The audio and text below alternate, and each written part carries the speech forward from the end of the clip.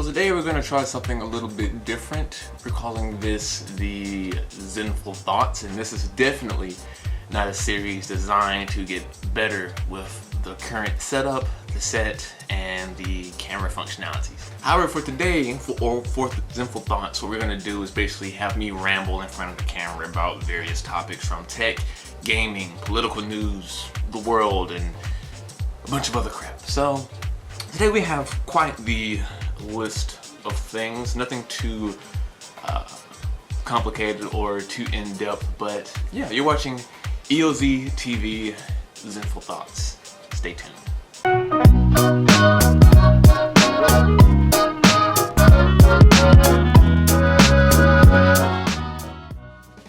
So many of you already know that I'm a big fan of comic books and the DC, Marvel, Dark Horse, and various other lines of superhero stuff. I'm a big fan of all of that. So I was quite pleased when I heard the news that Justice League Dark was confirmed.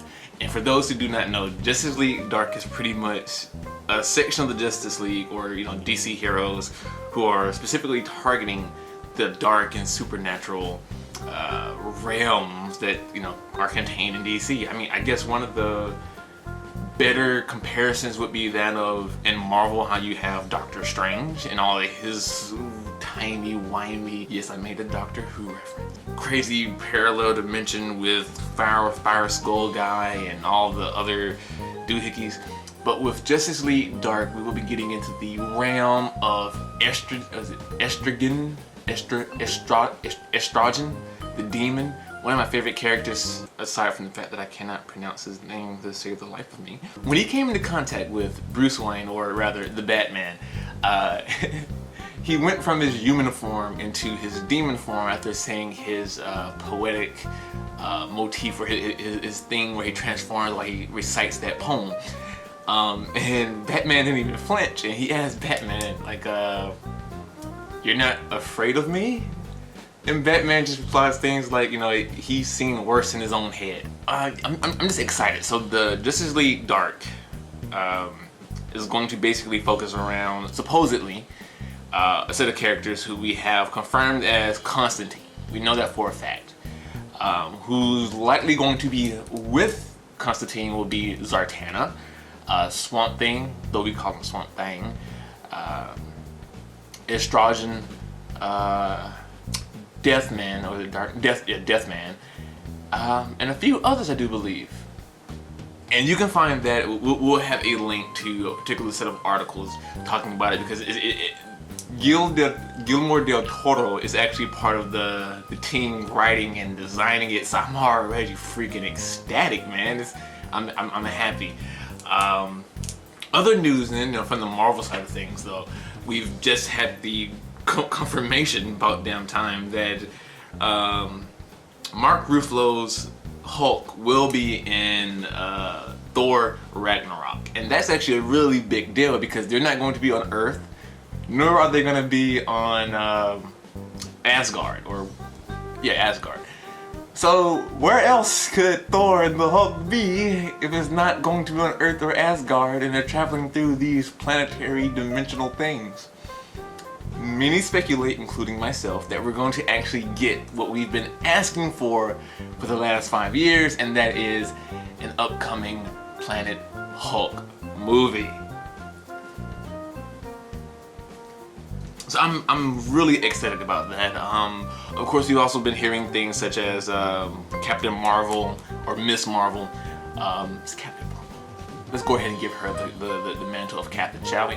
Is going to go into development, as in writing, not yet filming, because I don't think they actually have the actress to play Captain Marvel just yet. But Ronda Rousey has already thrown her own hat in, saying she wants to play Captain Marvel, and I would be so ecstatic if she played it. I would rather have her in the DC universe though, but that's besides the point. So yeah, and we've also have trailers from Daredevil Season 2. We have the guy who played Shane from The Walking Dead. He's gonna play the Punisher. He looks really cool as a Punisher, like face forward, face on. But from any other angle, he looks kind of weird, but that's okay. Anybody can play the Punisher so long as they act the part, and you can act the the role. So I'm looking forward to it. I believe he's going to do a fantastic job. Cannot wait. Cannot wait. Heading over into the realm of technology and everything else, people are finally getting their hands on the Steam controller, which is actually very freaking awesome. Though the reviews and the first impressions and everything has been really 50-50. Some people love it, some people hate it, and some really just feel indifferent about it. Everyone already knew that the Steam controller is not going to replace your keyboard and mouse. That is just it's never gonna happen. You're never going to get anything more precise than a mouse. Unless you go into like virtual reality and you're talking about like hand point, and even then the mouse still might be more precise than that. Until technology advances, of course. But still, the point is you're never going to get as precise as a keyboard and mouse, but can you get more precise than a standard console controller? And with some people, after getting used to the trackpad motions, some people say, yeah, they actually prefer that controller over that of a console controller. However, it's only for certain games. Not the controller, but only liking the Steam controller over console controllers for certain games than the standard controllers. And that's mainly to do with, some games are driving, some games have really sensitive aiming, and there's all these other variable things to it, and it's just kind of I think the design of the controller could have been done better, in my opinion. I think that the 4 buttons could have been moved slightly up and to the left of the right side of the trackpad for a shorter thumb reach, and you could probably add an actual second thumbstick at the bottom and basically move over the Steam button, pause and start, like over to the left slightly, and then in a vertical line. That's just my thoughts though. So you could have 2 trackpads, 2 analog sticks, you're still 4 buttons, your pause and select and your Steam button, and still have your little flat paddle buttons, shoulder buttons, and etc. But who am I? I have never designed a controller in my life. I'm pretty sure I'm cool. Next on the tech list is that of Apple. I really was going to just let this go, but I've actually seen a lot of outcry from Apple fans. So if you out there probably already know, I'm not the biggest fan of Apple, although I do acknowledge their advance and awesomeness when it comes to building certain materials and tech and their software and hardware. However, this seems to be a big step back, even for people who are fanboys, people who aren't fanboys, people who just like, everyone's kind of disliking certain aspects of what's been going on at Apple. That being one, they released their new line of Magic accessories, which is pretty cool. I mean, I love the Magic trackpad. That's probably one of my favorite things from Apple. And even the Magic Mouse can be okay from time to time for productive use. However, with the Magic Mouse, because they're no longer using the standalone batteries, they're using rechargeable batteries now built in, not able to remove them, they require a plug and play to charge them. The main issue is the plug and play is at the bottom of the mouse. So you only have the option of either charging your mouse or using the mouse. You can't charge and use it, or use and charge, plug and play. So there's no in between, and that's probably one of the biggest oversights someone could have done. Like, just put the port on the front. You even got to make the mouse a little bit thicker. Stop trying to focus on thinness over functionality. That's a video for another time. And next from Apple would be their new iMacs with the 4K resolutions, which is, I gotta say, it's pretty damn cool. Again, I acknowledge Apple for their awesomeness. However, for the money that you're paying, I believe the entry level and possibly even the level after that, I gotta go back and check that out.